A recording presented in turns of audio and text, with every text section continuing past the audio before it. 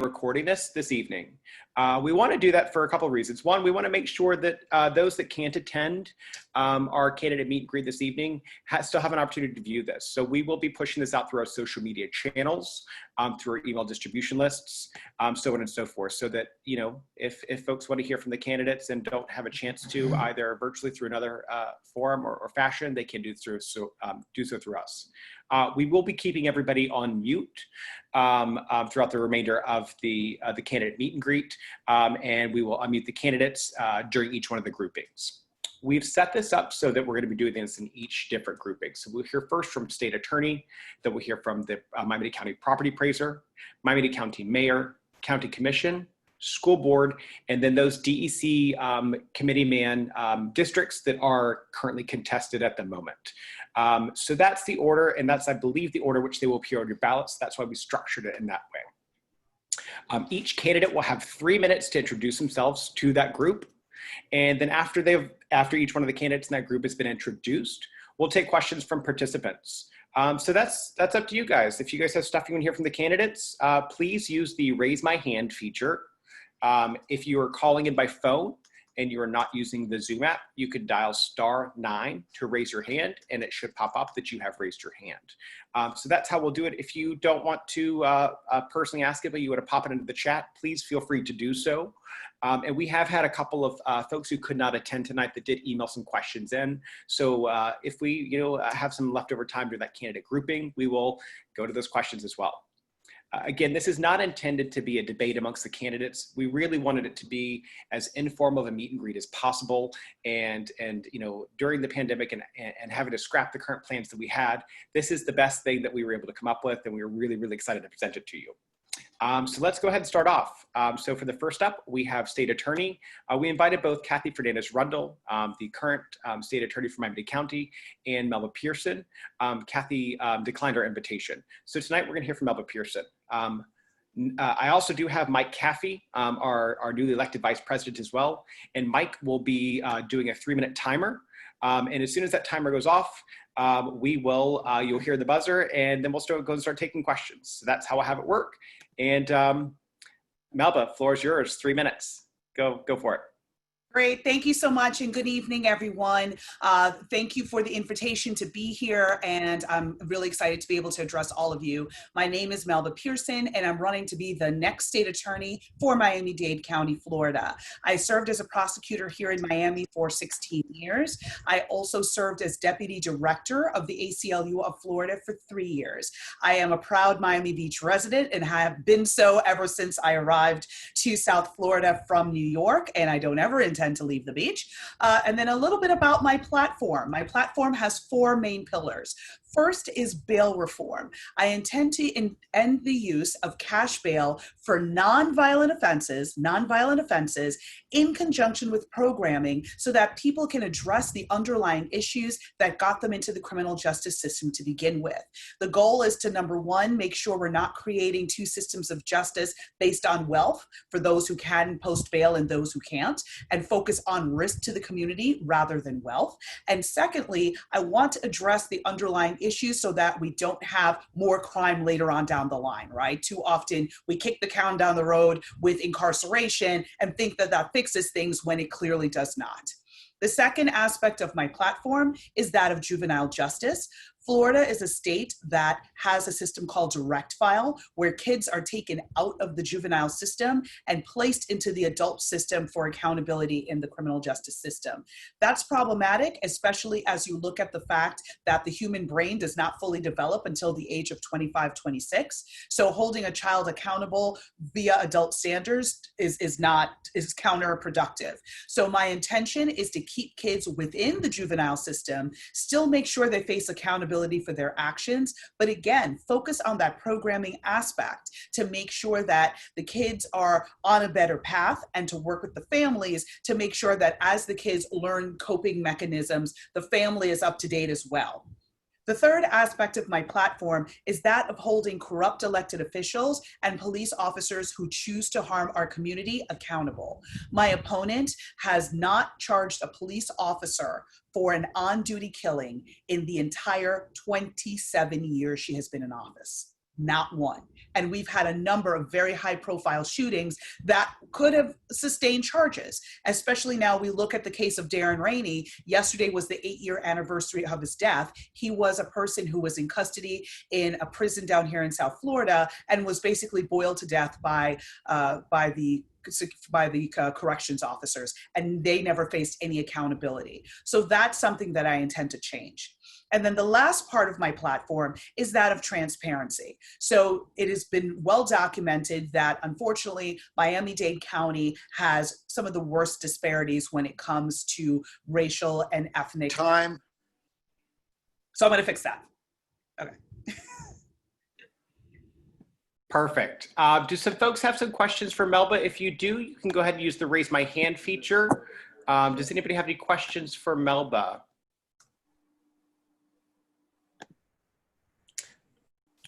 All right, well, we do have some questions that did get emailed into us, Melba, so I'm gonna go ahead and start off with one for you. So what are some of the issues that the state attorney's office deals with that the Miami Beach Democratic Club should be aware of? So, yeah, a lot. So first of all, the state attorney's office is responsible for making sure that justice is fair within the criminal justice system in this county, right? So making sure that if a plea is given to one person, make sure that other people who are similarly situated with similar facts receive the same outcomes. So that's one part that's really important. The other aspect, of course, is public safety. And the way that we can achieve public safety can vary depending on who's sitting in the office. For me, it's more about diversion and making sure that we're addressing the drivers rather than, like I said before, kicking the can down the road. So making sure that our community is safe and that people are able to be connected with services so that they don't reoffend or don't commit more crimes, right? So again, public safety. And then, you know, we do have a role with regards in what gets prioritized, what types of crimes get prioritized. So under my administration, I'd be very heavily prioritizing gun violence and sexual assault cases and domestic violence cases. I want to very heavily lean on some of the progressive models that I've seen across the country of other offices that are really doing a great job in connecting people with services and diverting out of the criminal justice system people who have addiction, people who are struggling with mental illness, people who are struggling with being unhoused, and connecting them with services so that they can get their lives back on the right path. So I think that probably is the broadest strokes with regards to what we work on. Awesome, thank you, Melba. Jeremy Wilson, I'm gonna go ahead and mute you. You have a question. Hey, so great to see you again, Ms. Pearson. I was at the last time I think we gathered in person when you were at the club, so thank you so much for coming back. I had a question around, I'm hearing a lot about disqualified immunity, going back to like the idea of the uprisings and the police stuff that's going on. I just wanted to hear your thoughts on, is there a way, are there certain policy interventions or changes to this concept of qualified immunity that you would put forward to kind of help address that space? Certainly. So that, unfortunately, is a legislative issue. So qualified immunity can only be changed by our legislature. And I'm not sure if the appetite is there. I mean, anything can happen because of the fact that, you know, we're seeing now in the Senate that they're actually looking at police reform. It got stalled, but at least they're looking at it, right? Which is miles ahead of where we've been in the past. So I would be definitely advocating for narrowing qualified immunity because, again, it's about making sure that people who have been victimized are able to be connected with justice. This is not about attacking the good police officers who get up every day, put on their uniform, put their lives on the line for us. It's not about that at all. It's about the bad apples who spoil the entire bunch. And those folks who end up with, you know, tons of complaints and they're never disciplined and they are able to move around from department to department, still victimizing people that they're sworn to protect and serve. So I would be using my platform as the head of the largest prosecutor's office in Florida, the 4th largest in the country, to go to Tallahassee to work with our legislators to find different ways that we can address the issue of qualified immunity. Perfect, thank you, Melba. We have a question from Adrian Arkin. I'm gonna go ahead and unmute you. And if folks, if you do have some questions, feel free to use the raise my hand feature. I'm unmuted, but I'm not taking off video because I've been working all day. Wasn't ready for video. Ms. Pearson, pleasure. Thank you for coming. I had a similar kind of question where I'm not sure if it's a legislative issue or if it's something to do with the state attorney's office. And it has to do with both depopulating jails here in Miami-Dade County and also having to do with COVID now. Basically, it's like this. What are we doing to make sure that inmate population, you have somebody who, got a DUI and ends up in jail for 4 weeks because they can't post bond or they, something like that, and they get COVID. I mean, these are death sentences for some people. Is that something the state attorney's office handles, in general? And also alongside that question would be, and let's talk about the people, I mean, literally, I don't know how many dispensaries are open on Miami Beach, but I know there are quite a lot on my way to work. As I drive to my office, I see pot dispensaries, yet there's all these people languishing in jail for, smoking pot. And which, look, I look at it as more of a humanistic issue, but you could look at it also as an economic issue. And we're literally paying to have food, to jail these people. They're not having their own jobs. They're not supporting their family, all because of, some law that we have now changed. Does the state attorney's office have anything to do with that? Yeah, so thank you so much for your question, Ms. Arkin. So first of all, when it comes to COVID, I have been very, very vocal from the beginning of this crisis that we need to release people who do not pose a risk to the community. There's no reason for somebody to be in custody right now for a grand theft of a car or something along those lines, or a misdemeanor, and sit in jail and end up getting COVID, right? Because we know you can't socially distance in jail. It's not, I guess people have the image of jail being like these individual cells in space. It's not like that. It's literally like summer camp gone horribly wrong, right? It's bunk beds, it's close quarters, it's a lot of metal surfaces where the virus can live. So I had been advocating and really pushing that, number one, we do a temporary moratorium on cash bail so that, people, if they're arrested, they're ended up being released immediately pending their trial, because of the fact that, number one, even though the lockdown has kind of been eased, we're not moving about the same way we did before the COVID crisis, right? So again, that reduces the risk to the community. And number two, I've been advocating for what I was calling a rocket docket, which means getting with the public defender and the chief judge, looking at a list of everybody who was in custody, going through and saying, who can we agree on this person, have them all released en masse. And then for the people remaining that, there's a question of whether or not they pose a risk. Maybe the case on its face is not dangerous, but their history is bad or something like that. Having a series of hearings, literally like a really long day of just hearings, so that people can be released in a more rapid manner. I've been advocating for that, and my opponent made some small steps towards it, but didn't fully embrace it, obviously. So again, that is something that is within the purview of the state attorney to work with other stakeholders in the criminal justice system to be able to try to move these cases along, and also encourage the police department to utilize warrants and not take people into custody, again, if it's practical and not a risk to the community, so that we don't have a situation of the virus spreading. Because again, you think about the corrections officers, they go and they encounter people with the virus, they come back out to the community, they go to Trader Joe's, they go to Whole Foods, they deal with their family, and now you have more of a spread. So again, this is a public health issue, and we have to address it as such. The second part of your question with regards to marijuana, I firmly believe that marijuana needs to be legalized on a federal level. Period, end of story. Treat it like cigarettes, tax it, take that money, put it into education, pay our teachers better, whatever the case may be, but take that money and use it for good for the community, right? However, since we're not there yet, I will not be prosecuting marijuana possession cases, period, end of story. And I will not be prosecuting possession with intent to sell cases. I will prosecute actual sale and trafficking. The difference between possession with intent to sell, not to get too into the weeds, but I just want to make sure everyone understands, versus an actual sale, possession with intent, they're saying, well, you're thinking about selling it, right? Which is kind of hard to prove that, number one. And number two, sometimes it's personal use. It's not necessarily that you're going out to sell it.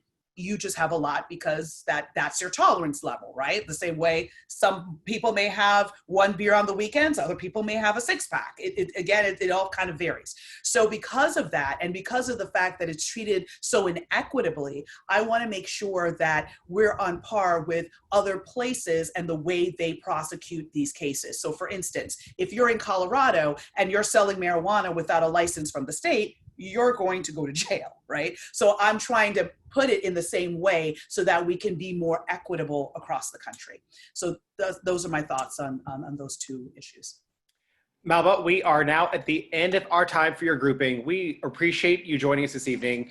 I'm not sure if I said this before, but we will be, like I said, sending out the recording through our social media channels and through our email list. We also will be providing all of our members with a list of all the Democratic candidates appearing on the August ballot with a link to their website and to their campaign Facebooks. So thank you so much. If you'd like to stay for the rest of the show, you're more than welcome to. But listen, we totally understand candidates are super busy. So thank you so much. Next up, what we will have is we will have, oh, I guess say goodbye. Bye. Next up, we will have Miami-Dade County Property Appraiser. So this year, we have one Democratic candidate that is running. It's Marisol Zenteno. And I'm going to go ahead and unmute Marisol and have her go ahead and join us this evening. So Marisol, if you'd like to, you can go ahead and give yourself give a 3-minute introduction. Mike will be timing you. And once that goes off, we'll go ahead and start taking some questions. Okay, perfect. Thank you so much for having me, Matt, and thank you for the for this opportunity at the Miami Beach Democrats. It's such a great honor to be here and to be running, representing the Office of the Property Appraiser and the Miami-Dade County residents. The Office of the Property Appraiser is a very important office in the county. However, a very little known is known about it, right? Most of the people only care about the Office of the Property Appraiser when it's time to get their assessment and pay for their taxes, right? However, the Office of the Property Appraiser is taxed with the county, 53% of the county budget comes out of the real estate taxes. And while the office does not as I put the taxes, we do the assessments of the property. I am running on a platform, an innovation at the office to increase efficiency. The office is tasked with completing the tax roll in order to have the assessed values ready for payment of taxes that go to DOR, to the Department of Revenue.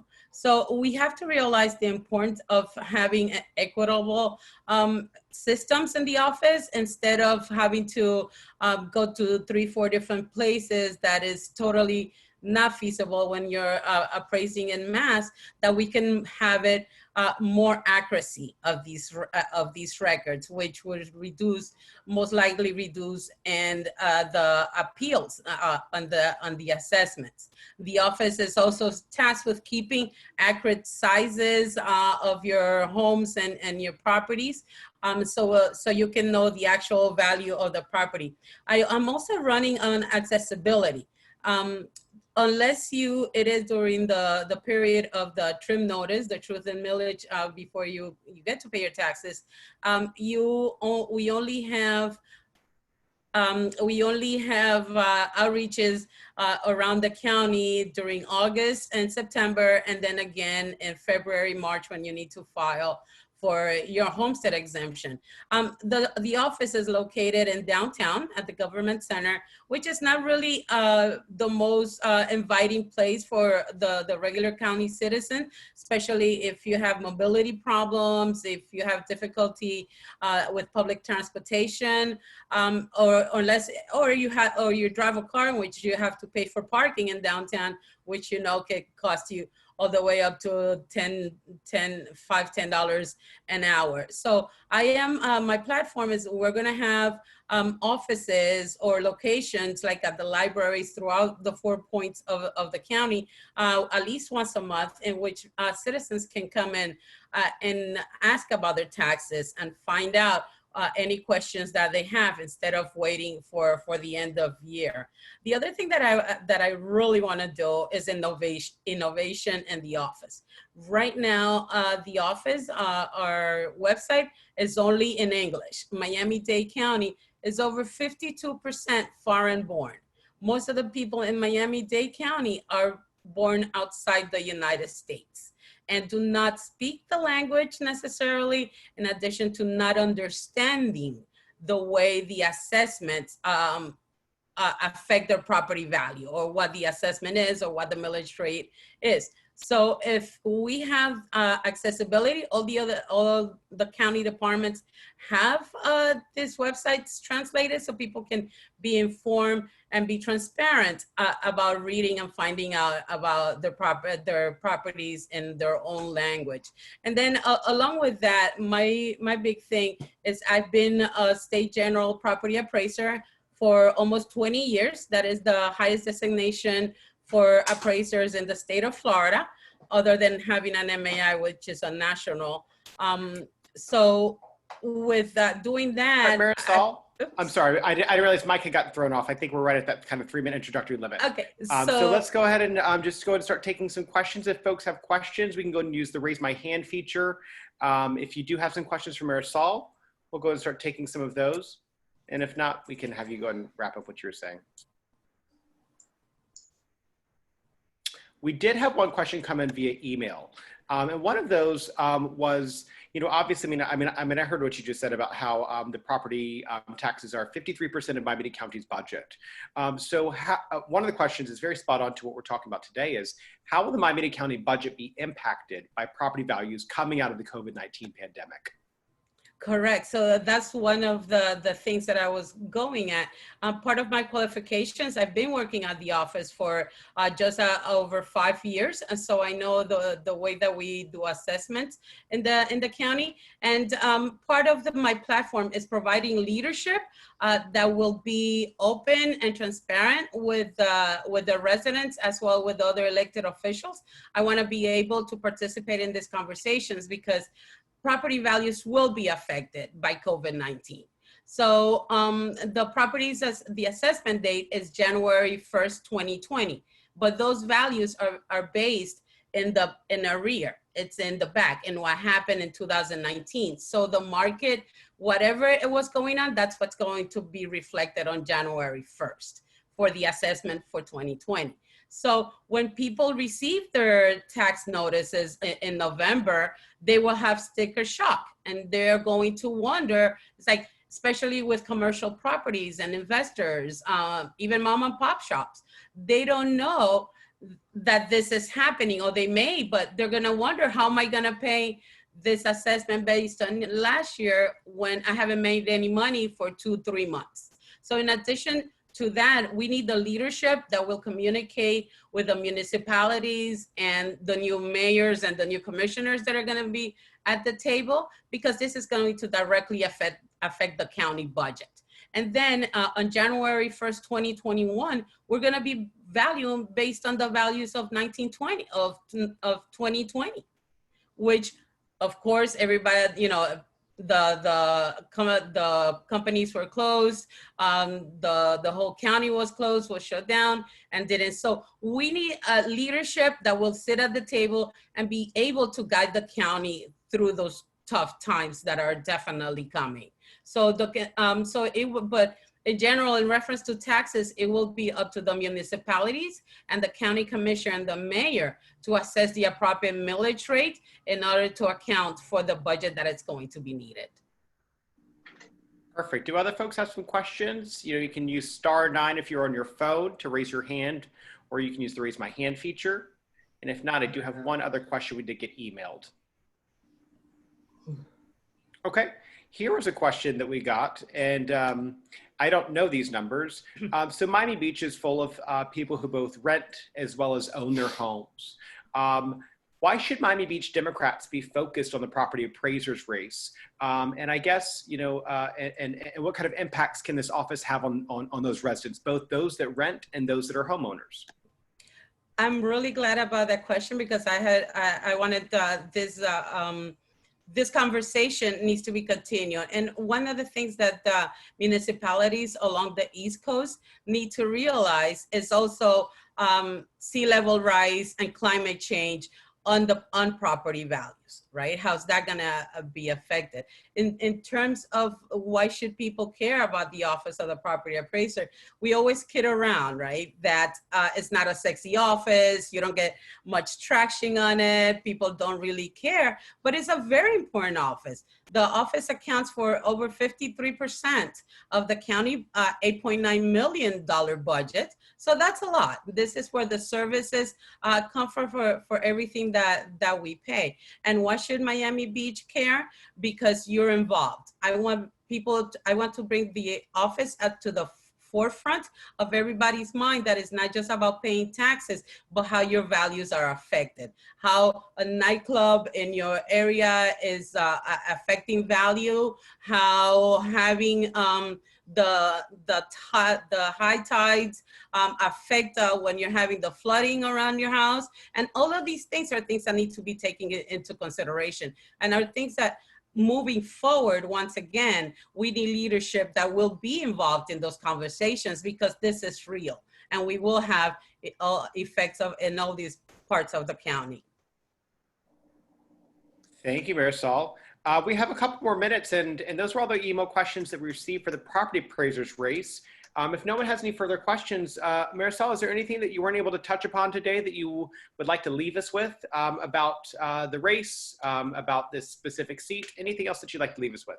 You've got 2 more minutes. So, yes, like I said, I am qualified for the office. I've been appraising properties in the county for over 15 years. I work at the office. I am going against the incumbent who has been there for over 10 years and was the first elected appraiser. I want people to go to my website, marisolzenteno.com, and read more about my platform and and reach out to me if you have any questions or concern. I do want to practice an open door policy that anybody can come and ask me. And I want to be involved in solving whatever issue any county citizen, resident is faced with. I believe that the office, because of its importance, it should be have more relevance in people's choices and people's votes. If people need to know where their money is going and what their properties values are paying for. So I thank you for your time, man, and I thank everybody for being here and giving me the opportunity to express my thoughts and give you my platform about my candidacy. Thank you. Awesome. Thank you so much, Marisol.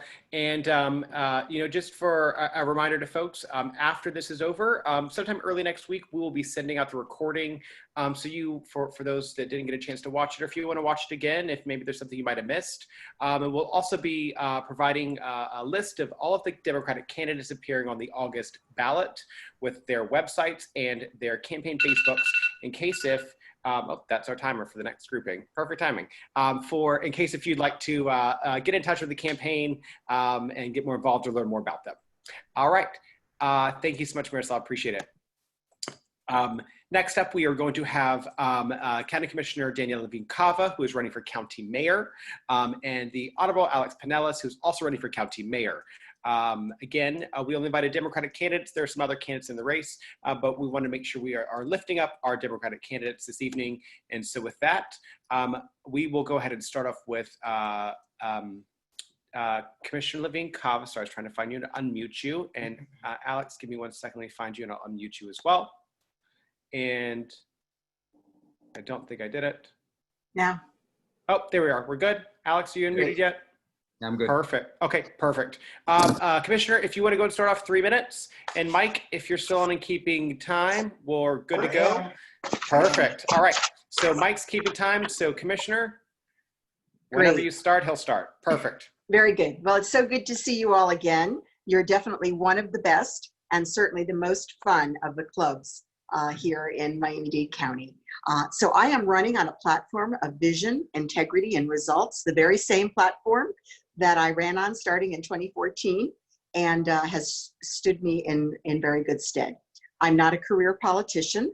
I think you know I came to elected office from a lifetime of community service. I've dedicated my career to addressing inequities in our society by race, by ethnicity, by zip code, because we know zip code really determines so much of a person's fate, and we have to turn that around.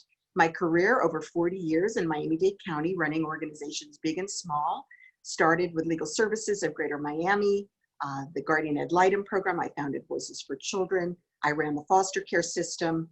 I was a professor at Barry University. I founded Catalyst Miami, the world's best nonprofit for social change. And I ran for office to restore trust in government. I've had a great run, 6 years as county commissioner. I'm very, very proud of all the things that we've done together. I focused on customer service because the taxpayers need accountability from government. We are basically providing services to the taxpayers. I focused on affordability issues because we are the least affordable place in the country, and that is hurting all of us. On creating jobs, small business, focusing on that, our lifeline, traffic and transit, because transit is the solution to our traffic woes, and on the environment. And I am the water warrior and the chief protector of the Everglades, by the way. I just decided that's the new title. So why am I running for mayor? Well, we live in paradise, but paradise is in peril.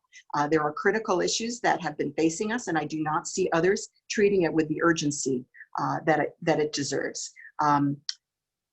So now that we have COVID and we have the national call for police reform, many see these as huge problems. They are, but they're also huge opportunities. Out of every crisis comes opportunity. And I am very optimistic that our eyes have been opened and we are ready to address the inequities that have been revealed because of COVID, the need to recreate an economy that will really build out equity and inclusion.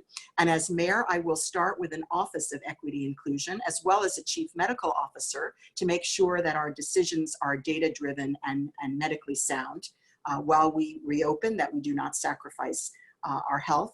I'll also be focusing on innovation, as I always have done. So we will become a center for innovation as we rebuild a new economy. And so this challenge really spurs me on. I feel extremely excited to be coming into office. And I hope that you will support me as your next mayor, first woman mayor as well. Thank you very much. Thank you, Commissioner. And Mayor Penelas, 3 minutes. Matthew, thank you. Good evening, Commissioner Levine Cava. Matthew, congratulations on your ascension, or condolences, however you wanna take it. And to everybody that's on the panel this evening, thank you so much for this opportunity. I'm delighted to see how active this group is. I'm a part-time resident of Miami Beach, pay a lot of taxes there, and I'm very happy that you all have assembled, and hopefully you're also looking at a lot of the issues that are not just particular to Miami Beach, but countywide, because Miami Beach really is a microcosm of Miami-Dade County. It's got all the benefits and all the problems. I mean, I go there frequently, and I love traveling over the bridge, but we've got a serious transit problem when you're on the island. And the beach is beautiful, but we've got environmental concerns. Now the sargassum is back, okay? We can't figure out a way of finishing the boardwalk, okay, which is right in my backyard. We're blessed with Miami Beach being one of the true economic engines of Miami-Dade County, but we were just exposed. COVID has exposed the inequities in that industry, with so many people who are out of work. So really, everything we're dealing with right now is on Miami Beach. And there's a lot of things I'd like to talk about my qualifications to return as mayor, my experience. I do want to talk, Matthew, for a moment about being a consensus builder, because we live in a hyper-partisan environment, and a lot of people want to make this mayoral race about, are you liberal or conservative or a Republican or a Democrat? We need a mayor that can get things done. forget about, I'm a lifelong Democrat. By the way, from Hialeah, not easy being a Cuban-American Democrat from Hialeah and getting elected there like I was in 1987 when I was elected. But we need a mayor that gets things done. For example, in the early 90s, when I proposed and pushed to expand our human rights ordinance to ban discrimination based on sexual orientation, I had to get that done with support of Republican county commissioners. Same thing when we passed the dedicated funding source for transportation for homelessness, when I campaigned statewide and brought universal pre-kindergarten to all 4-year-olds in the state of Florida. Big, bold ideas that got done because we worked together, okay? I wasn't advocating for these things because I was a Democrat or a liberal or a moderate. I did it because it was the right thing to do. And when I would go downstairs to the second floor, I could actually get these things done.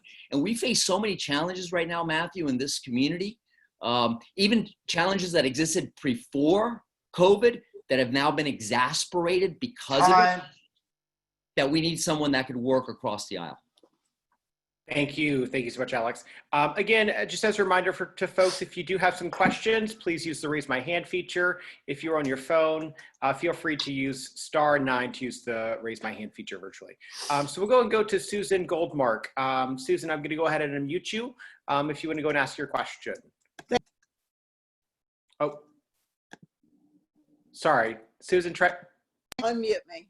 Try again. There you go. Great. Yep. So this is for both candidates. I understand that it's a delicate line to tread between trying to welcome all these visitors back as well as keep the residents healthy. But my question is, if you could explain why you think the current mayor of Miami-Dade did not impose a mandatory mask policy for everybody in Miami-Dade, why he delegated it down to the mayors, and what you would do in the same situation if it were your decision. Would you take that decision? And what would that decision be? Number one. Number two, I am looking out of my window and there's a lot of sargassum. And last year we dealt with it badly, which is to say we didn't deal with it at all. So I'd like to hear from both of you what practical things you would propose that we do here in Miami Beach before the sargassum gets the way it was last year. All right. Thank you so much for that question. And we'll go ahead and Commissioner Levine, Cava, if you want to go first. It was about mandatory mask policies for Miami-Dade County, and then the sargassum, and then Alex will have you next. Great. So I have been one of the top critics of the mayor and how he has handled this, in the sense that he immediately assumed emergency powers. The commission was suspended, and for about 6 weeks, he was calling all the shots. Understandably, we didn't yet have permission to meet virtually. And then it's always after the fact that the commission has reviewed those decisions. For example, I called for universal masking before he called for it. I called for massive testing before we were able to implement it. I'm calling now for frequent testing, contact tracing, and isolation. And I just saw from today's press event that they are finally offering isolation, for example, for farm workers, and they should be offering for any populations that have to live in close proximity. And when someone has been exposed, they need to isolate themselves. That has not been universally available. And the contact tracing effort has been a minuscule of what it needs to be. Now, technically, that's the state's obligation, but the county can step up, has been ready to step up, and the state has rebuffed those efforts. I would not have accepted that as an answer. I would have pushed, and I would have started in earnest to do that contact tracing. And these all have contributed to the new surge in cases. For sure, masking, too little, too late. And now, once again, you see the conflict between the cities and the county. And as well, I pushed from the beginning for a universal policy. And I encouraged the cities to talk with the mayor and try to come up with something so that you wouldn't have one rule on the north side of 136th Street and another rule on the south side of 136th Street. So now we have 15 cities that have applied universal masking, but our county mayor has said, no, we're just going to implement and monitor the opening rules as they were established. So, you know, I feel you asked the question, why? I think the why is politics. I think there's a desire to not show up the president or the governor and to try to walk a line of being responsive, but not really calling them to task. So that is my opinion as to why. And it's extremely reprehensible, and it has resulted in the current problem that we're seeing. And I'm very worried about the hospitals being overwhelmed again, not to mention the fact that people are getting sick and it's hurting our economy. So it undermines our opening if we open when we're not ready and we're not taking the proper precautions. Commissioner, I just want to stop you right here. We'll take the sargassum question next. Alex, why don't you go ahead and answer the mask question as well, if you don't mind. Sure. Sue, excellent question. Thank you for asking it. But you see, the problem with that question is if it was limited to the masks, we'd be okay. We've seen a pattern here. And the reason I could answer this question comfortably, because been there, done that. When I was mayor of Miami-Dade County and I managed 22 storms, the Gianni Versace episode, the Fine Air crash, the aftermath of 9/11. When there's a crisis, you need to have one crisis manager, one communicator in chief. And the commissioner's right. A good part of this problem is because of politics. We have political rivalries here in Miami-Dade County between the mayor of the county and some of the municipalities. So they don't talk to each other. But you know what? I had the rivalries too. I was no saint, okay? I had my run-ins with Raul Martinez, who's now a dear friend, and others. I'd pick up the phone and call them. I put the rivalries aside. The county mayor should pick up the phone, call his or her municipal colleagues and say, hey, this is what the experts are telling me we need to do, okay? And you communicate that and you reach the consensus before you announce it to the public. So there's no contradictory statements like we've had now. It happened on the ramp up, Sue. The county mayor said on March 13th or March 14th, no need to close large scale events, only to have the mayor of the city of Miami, rightfully so, by the way, I think Francis was right, saying, no, wait a minute, time out. We're gonna shut down Ultra, we're gonna shut down Calle Ocho. And you saw that happen over and over and over on the ramp up.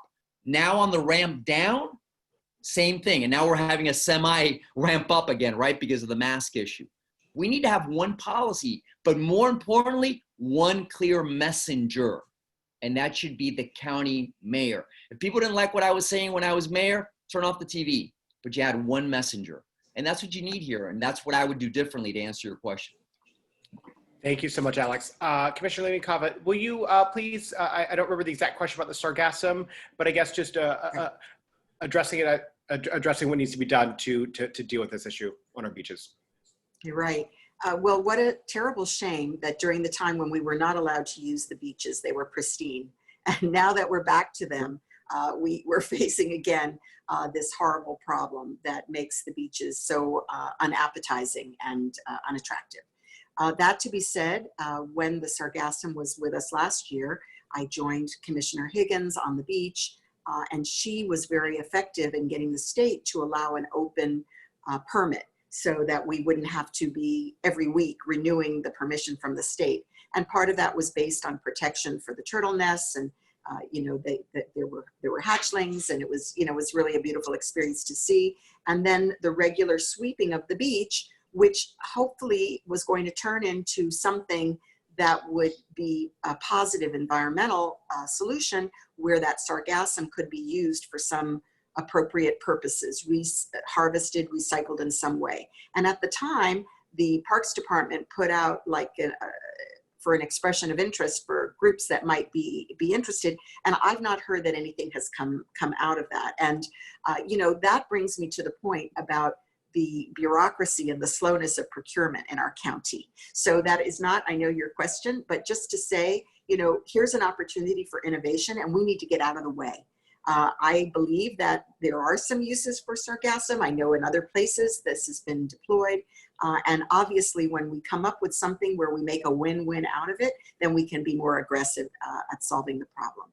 But for the time being, at least I believe we still have that open permit that we can continue to clean. And of course, I'd be working closely with the city of Miami Beach to make sure that we can make our beaches attractive for our residents first and foremost, and also to our visitors. Perfect, thank you. And Mayor Penelas, would you like to answer the question on the sargassum issue? Absolutely, absolutely, because that was an issue that we were all over, and the county was woefully slow in addressing the issue. If you go back to my social media pages, you will see back in April of last year, early May, I was already putting folks on alert on this issue. And it wasn't until well into the summer, almost until August, that the county started addressing the issue. When I was mayor, we had an active renourishment program, sand renourishment and seaweed removal. We had a year-round permit to remove the seaweed. It wasn't called sargassum then, it was called something else, in an environmentally appropriate way. And we had contractors on contract, to Commissioner Levine Cava's point, that were available on a regular basis and on an emergency basis, because this is activity that it's nature. You can't always predict when it's going to happen, but you would have advanced teams. I would send out advanced teams early each morning, especially right after high tide, to see where the accumulation was. And this thought early on that you had to sweep the entire beach every day was wrong. I went to the City of Miami Beach Commission on June 24th of last year and told Commissioner Higgins was there exactly how to do it, through surplus dollars that were available from last year's budget and additional dollars available this budget, okay, to do an emergency procurement. You don't need to sweep every part of the beach every day. There are hot spots, okay, and you could predict that, and you could send your resources depending on what your advanced teams tell you. That's how I handled it then, Sue, and how I would handle it now again. Thank you. So we're going to take the next question in reverse order. So Alex, you'll answer this question first, and then Daniela next. So Nucleus, I'm going to go ahead and unmute you, or I think you might have unmuted yourself already. I'm good. Can you hear me, Matt? Perfect. Yep, we're good to Very go. good.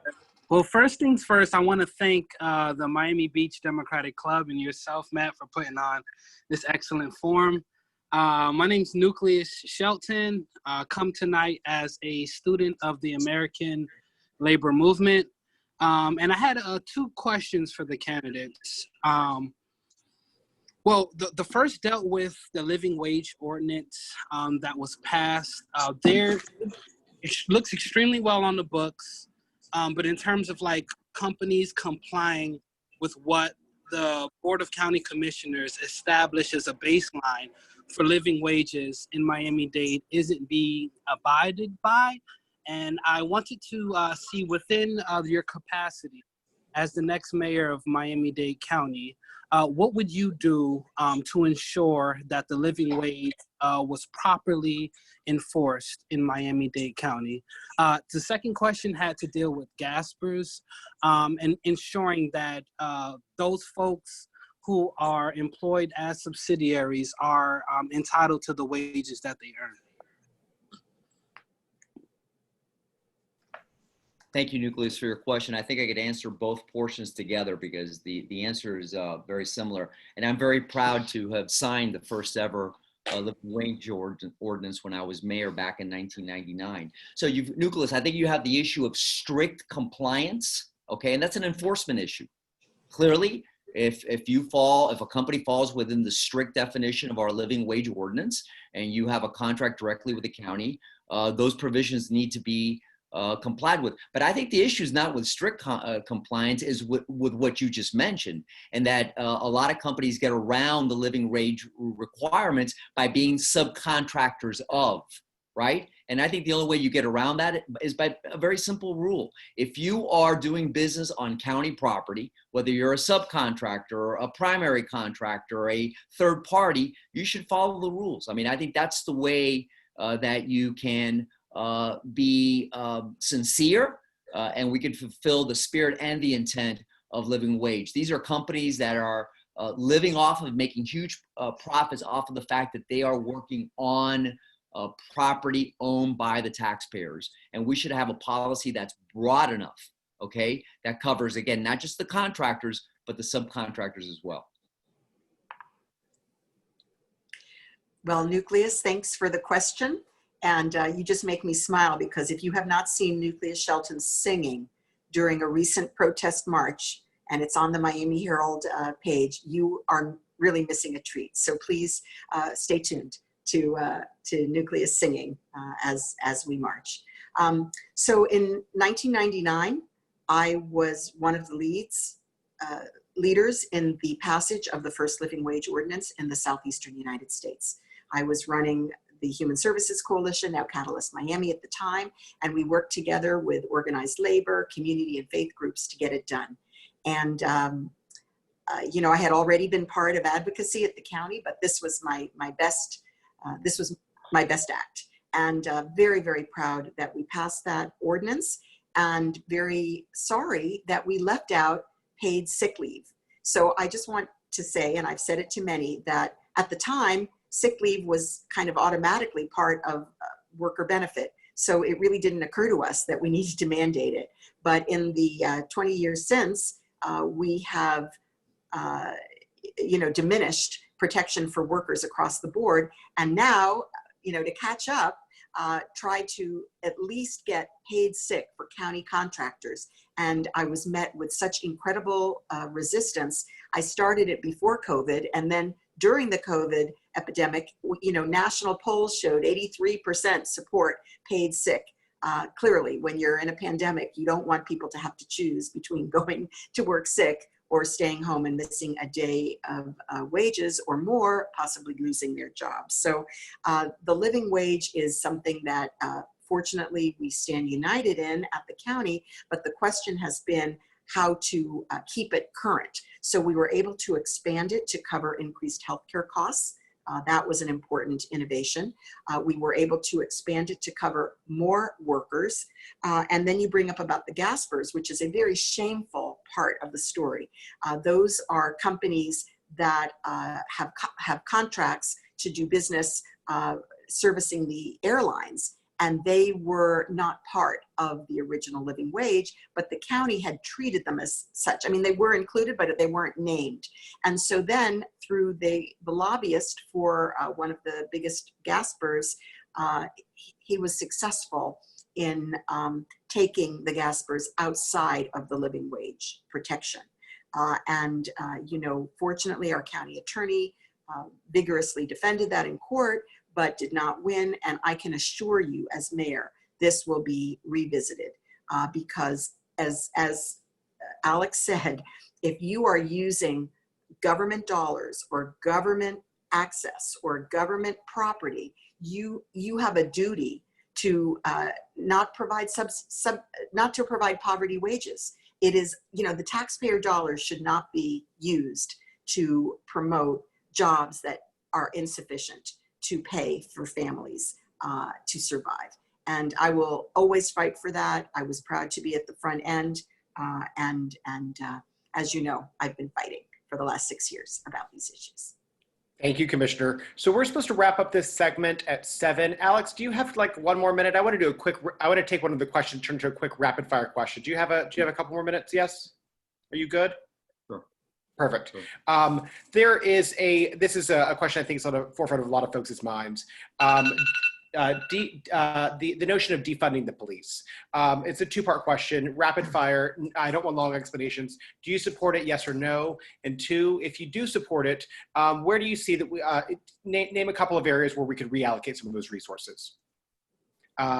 Commissioner Levine, Cava, we'll go to you first. Thank you.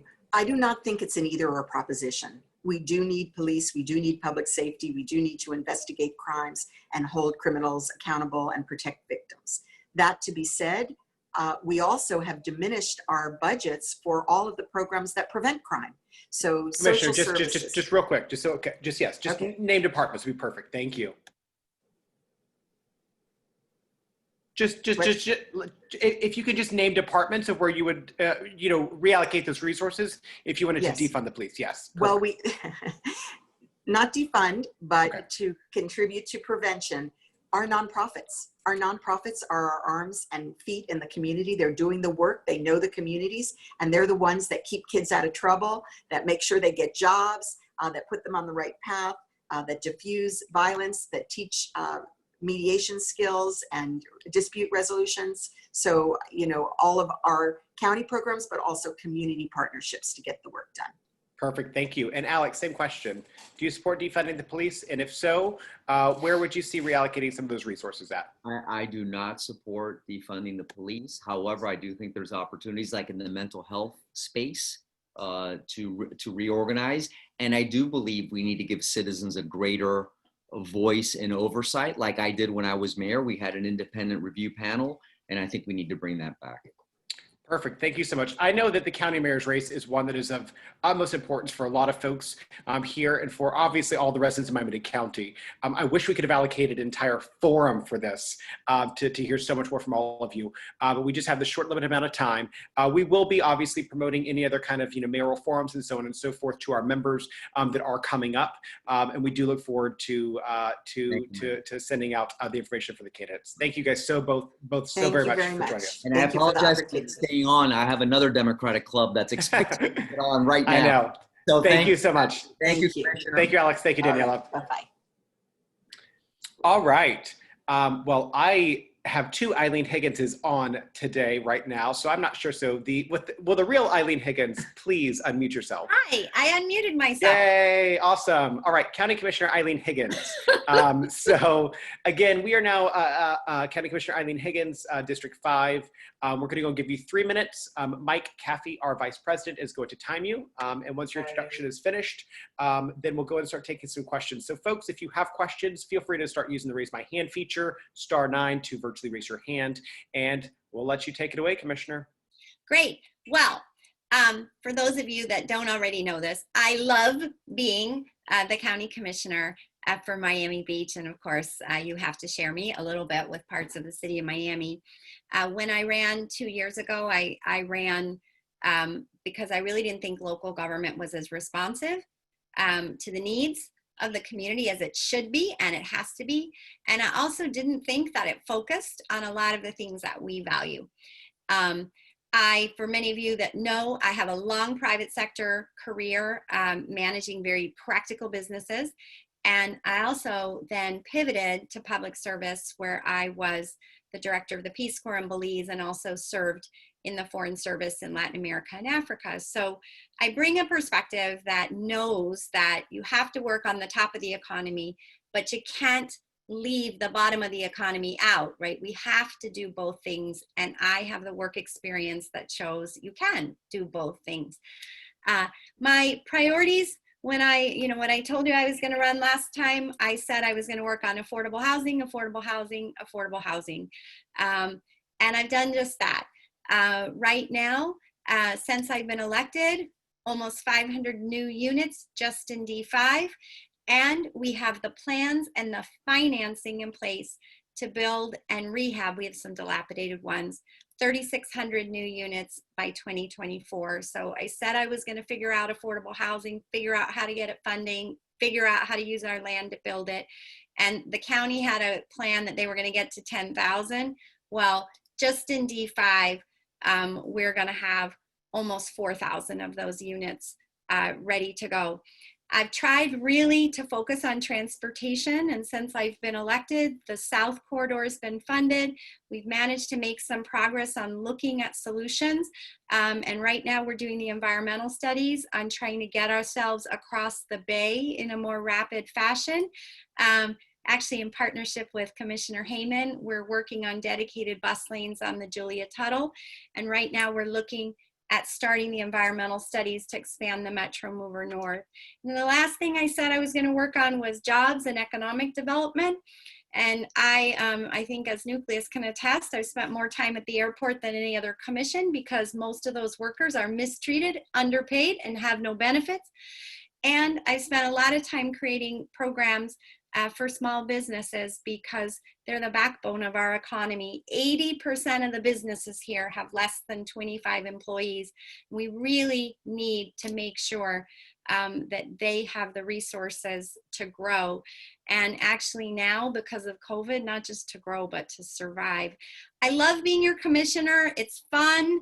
It's meaningful work. So that's that. Perfect. Do some folks have some questions for our commissioner, Eileen Higgins, this evening? I see All right. Tim. Oh, Tim. Okay, well, I'm going to go and unmute you, Tim. Well, Tim, unmute yourself, because that doesn't seem to work in my end. How about that? There we go. Okay, very good. Eileen, can you give us an update on the Bay-Link? We've heard a lot about it. I don't know that much about it, and I really don't even know where the terminus point would be on Miami Beach. So for Miami Beach on the Bay-Link project, there would likely be 2 stops on the beach, one sort of towards the west side on 5th Street and one closer to sort of Washington, so that you'd be able to go all the way across. I think the trick for those stations is to make sure that they also, underneath them, they're not too tall, but we have a place for the buses and the trolleys to kind of continue to take people where they need to get to work. And then one of the things that I've asked for in the design phase is they're the entry point for Miami Beach. And I think you guys know our Metro Mover system, while it functions, it's not exactly beautiful. And I really think we need iconic stations there. So the Bay-Link right now is, we have 2 parallel processes going on at the same time. The first is we do have a proposal from a private sector company that the mayor's office is evaluating, and he'll decide whether or not he wants to recommend if it's a good deal for taxpayers or not. And we should know that recommendation and that financial package in the next, I don't know, 3 to 4 months. And then the commission can say, yes, we agree with the mayor, or no, we don't agree and we don't want to do that. As you know, there's a couple of pieces of property that are going to skyrocket in property value if they have better transportation. And so my opinion is they better pay up if that's going to happen to them. But the other process we have is the regular federal process. We're working on the environmental studies. Just met with Alice today to see if we can get that submission in this fall. That project does qualify. Well, it's a great project, would qualify for federal funds and state funds. And so we've got both those tracks going in parallel. But in the meantime, there's kind of a lot of good news. At least I think we're making progress on accelerating the dedicated bus lanes on the Julia Tuttle, which certainly helps particularly the low-wage hospitality workers, because they would be able to go directly. Some of them are starting as far north as the Golden Glades to get over to some of the hotel jobs, particularly as the economy works out. So lots coming there. But the good news for Miami Beach is if we do Bay-Link to the connection to the Metro Mover, we now also have a project we're starting that design on to extend the Metro Mover to the design district. So be kind of, you know, you really could go to Brickell, downtown, design district, and all those folks can get to the beach without having to get into a car. And I think most importantly, our low-wage workers, the difference between taking the bus during rush hour and during events, it can save them an hour and a half a day on their commute. So it's really meaningful to people that are transportation dependent. Thank you, All right, Commissioner. well, thank you. Thank you. We received another question earlier.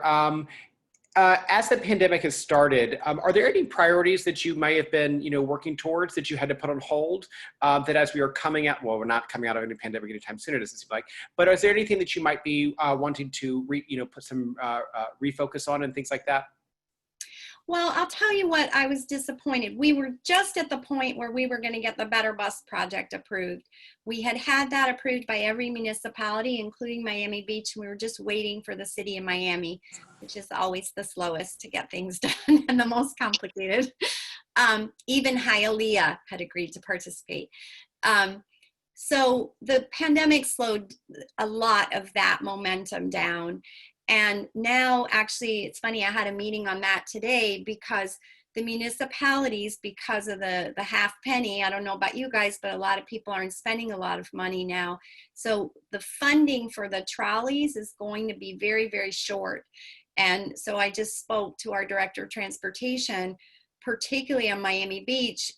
They use a lot of resort taxes to pay for the Miami Beach trolley, and we don't have any resort taxes anymore. And so I met with Alice about how do we run the S and the C with more frequency on Miami Beach to make up for that. So I think the Better Bus Project is going to have to morph into something a little bit different than we were expecting. And so that got derailed, but I think we need to put it back in motion with different objectives now, given the financial situation for the municipalities.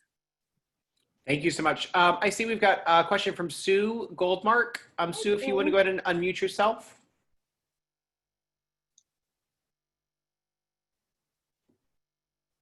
Sue, did you want to ask a question? I see her hand up. I do too. I'm unmuted now. There we go. Thank you. Hi. So listen, I participated in a commission meeting, I don't know, a couple weeks ago, and they said that there was about a $33 million deficit, which they didn't expect for the city of Miami Beach, which they didn't expect that the federal government was going to help with. And 15 million would be taken from reserves, and then 15 million would have to be cut. So my question to you is, what do you think should be cut? So one of the things I am attempting to do is to try to make those cuts a little bit less painful for the city of Miami Beach. Because in the first round of CARES money, the federal government gave money to municipalities that had more than 500,000 people. Well, in the state of Florida, there's only one city that has more than 500,000 people. That's Jacksonville. Everything else is littler than that, including Miami Beach. But the county got a chunk of money. And so I just met with the city of Miami Beach management, the city manager and his team, and I have made several proposals to our mayor to see if we could get some of that CARES money transferred over to the city of Miami Beach. The CARES money has to be used very carefully. It can only be spent on COVID-related expenses. But the city of Miami Beach has had a lot of those, right? Like our fire department was redeployed to help at the hospitals. So all of those expenses we would not have incurred as the city of Miami Beach had we not been hit by the crisis. And so there's a chance that the county would be able to offset some of those expenses for the city, so that the cuts to the city won't have to be so deep. But I'm expecting that our county budget is going to be harsh this year, and it may mean that some county employees take salary cuts. We are going to have to watch overtime. It's going to be, this year will be a not so luxurious year in terms of government services. And we're just going to have to keep the things that absolutely positively matter in place. And then hope that when they return up north to Washington, that we get another round of money. I have talked to our Congresswoman Donna Shalala, because I would really like it if the federal government would take the allocation to the 50,000 resident mark, because that's how CDBG money gets allocated for community-based organizations. Right now, they're talking about 100,000 people, and so Miami Beach would be left out again.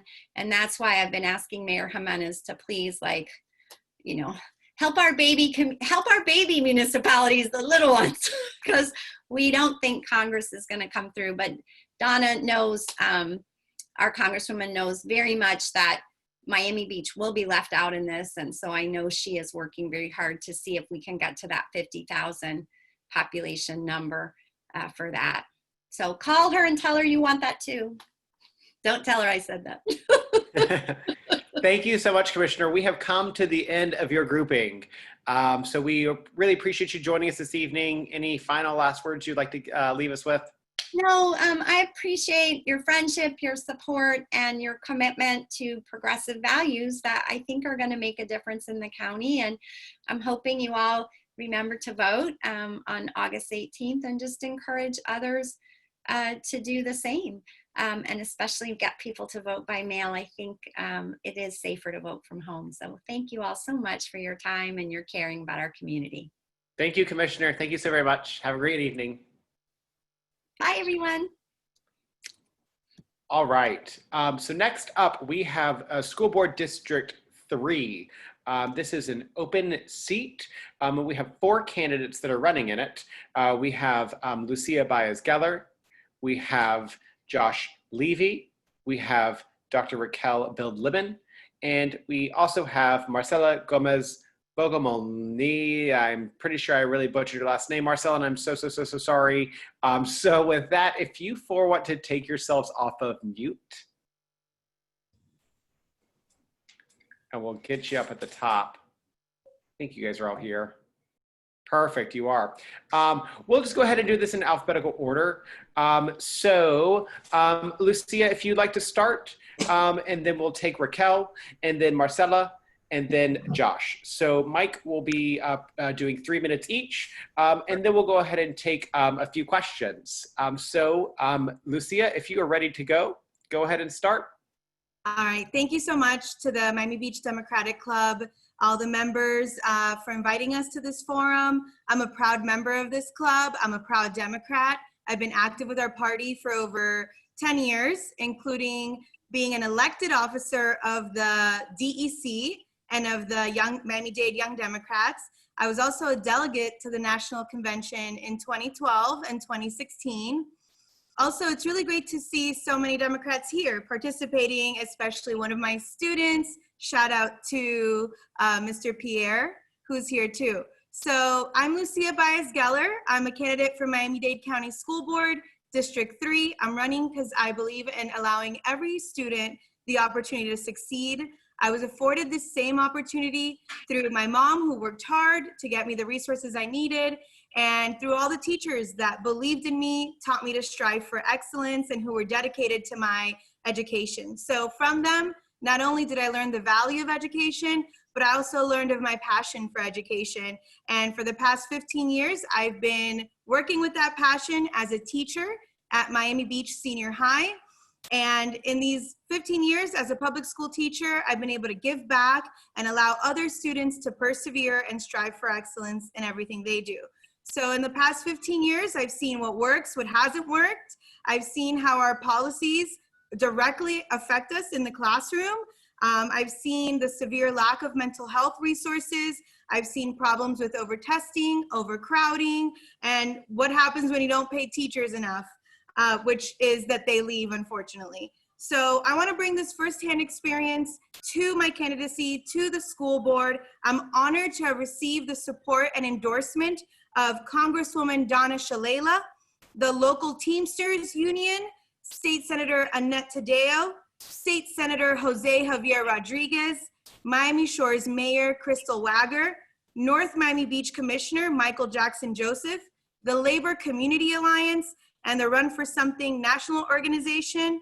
I truly believe that a quality education, it leads to many things, and that our future and our success can start in the classroom. As your next school board member, I will be representing all of you here. I will be a voice for you. I will tell your story, and I will ask the tough questions to fight for our curriculum, our school safety, mental health, and our budget and finances. And so to learn more about me, you can visit my website at luciabaezgeller.com. You can visit me on social media, Facebook, Instagram, Twitter at elect Lucia Baez-Geller. And you can send me a message, tell me you're gonna vote for me, help spread the word, and just make sure that you and your friends know that you're gonna elect a public school teacher who's been fighting for public schools this August 18th, 2020. Thank you, Lucia. Oh, perfect. That was perfect timing. You did really well. Thank you, Lucia. Next up, Dr. Raquel Bild-Libbin. Hi, my name is Dr. Raquel Bild-Libbin, and I'm running for the school board seat. I am a wife, I am a mother, a psychologist in private practice, owning my own business and living in Miami Beach for over 30 years. Needless to say, a Democrat. My parents were European immigrants who went to the Dominican Republic after World War II, and as a child, they instilled in me the value of education. This is the one thing they knew nobody can take away from you. So I came to Miami to pursue my education by myself. The past year has been a nightmare for all of us. We have experienced school shootings, COVID-19, and a sudden closing of our schools to pivot to remote learning. We are presently evaluating school reopening plans for an uncertain future. So why am I running? At this time, more than ever, we need a voice in the school board to address issues on what has become a priority in our country, our state, and our schools. And that is the mental wellness of our students during these impactful times. I'm uniquely qualified to serve on the board, having earned both a master's in education, a PhD in counseling psychology from the University of Miami, and helping children and their families in our district for over 30 years. I bring the unique perspective of merging education and psychology. Please check my website, Dr. Raquel for Schools, for a complete list of both educational and psychological accomplishments, honor, and community leadership. I think we can all agree that experience matters. I intend to bring that experience to make a difference in our children's lives. I've had the endorsement of past Mayor Matty Bauer, Commissioner Michael Congora, past Commissioners Jose Smith, and Sol Rose of Miami Beach. Thank you again for the opportunity to speak with you. And again, my name is Dr. Raquel Bild-Libbin, and I hope to earn your vote in August, ballot 371. Please visit my website, drraquelforschools.com. Thank you. Thank you, Dr. Libbin. Man, teachers are just like doing it right, getting it right on time. We don't have to tell you the time constraints. No, it's great. I love it. I love it. Marcela, please go for it. Let's see how the social workers do. Matthew, congratulations. I was supposed to be there, but I ended up having another meeting and I got caught up by it, but congratulations. Thank you all for the invitation, and it's for me an honor to be here. I'm also a member of your club, and I will have the opportunity to visit you before. It was awesome for me that day. Okay, let's talk about Marcela.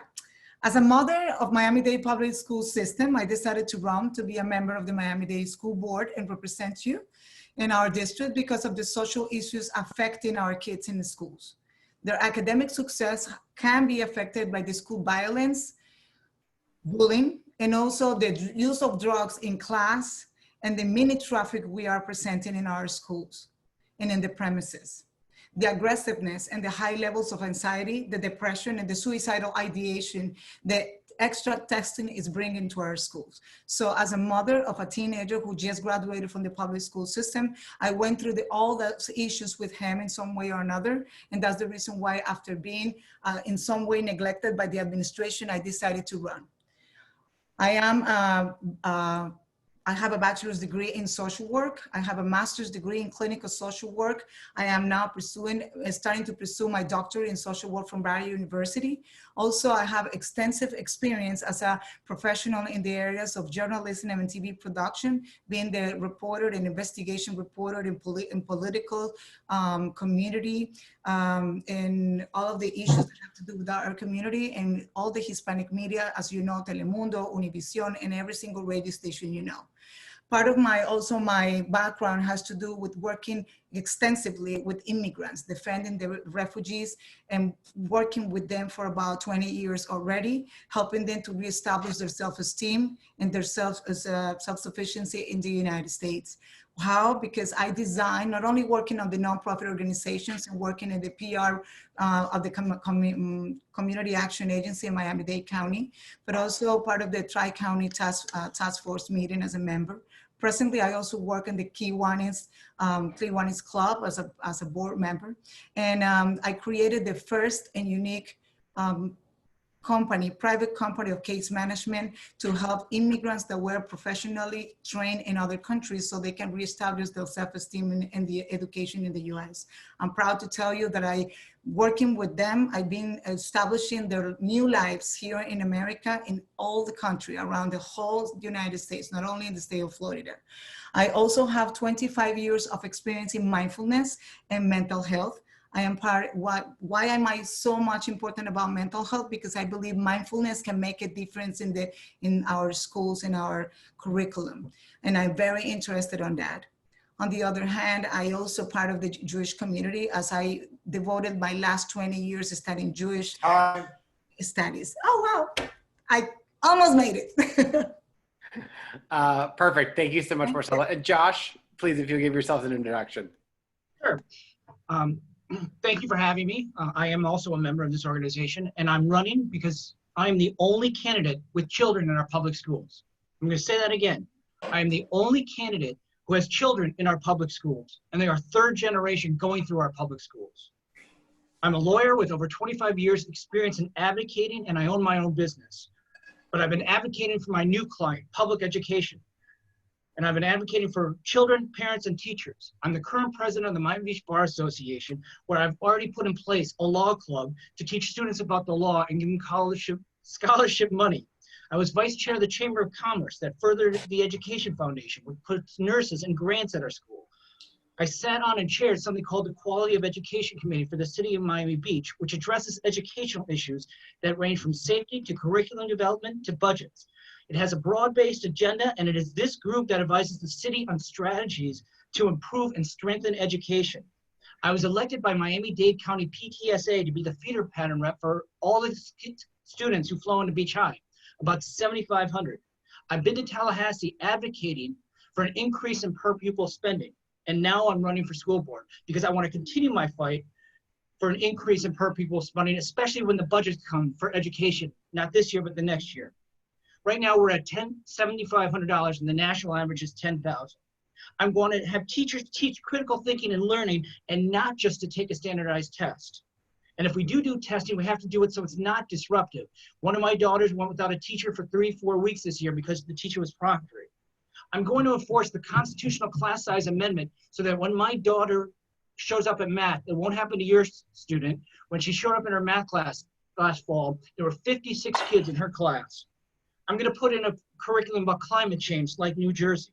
I'm going to borrow the program from Houston as their arts. Every student gets 10 arts experiences. And what happened is the grade scores went up 13%. I'm going to revisit my idea. I don't know if you all can see this, but this is going to be our Culinary Institute of Miami Beach at Feinberg Fisher that I had in plan with the adult education principal. I'm going to have town halls so we can discuss issues like this in our schools and what's happening around. I am the only candidate who's done something on the local, county, and state levels. I'm the only candidate with skin in the game. I'm the only candidate who knows the actual learning that transpired during this pandemic and what we do to fix it. I'm Joshua Levy, and I'm running for school board. Thank you, Josh.